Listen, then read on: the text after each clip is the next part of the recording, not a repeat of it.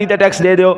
میں حیران ہوں حضرت صاحب، کہاں سے یہ لوگ ایسی بات نکال کے لے آتے ہیں؟ قوم جو ہے وہ ٹیکس نہیں دیتی اس لیے ملک پاکستان کی معیشت تباہ ہو گئی.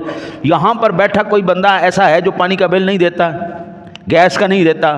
حضرت جی آپ کوئی بھی چیز اٹھا کے دیکھ لیں، آپ صابن کی ٹکی بھی اٹھا کے دیکھ لیں نا جی، تو اس کے اوپر بھی لکھا ہے اتنی اس کی قیمت ہے، اتنا اس کا ٹیکس ہے، اتنا اس کا جی ایس ٹی ٹیکس ہے، اتنا جناب اس کا فلانا ٹیکس ہے.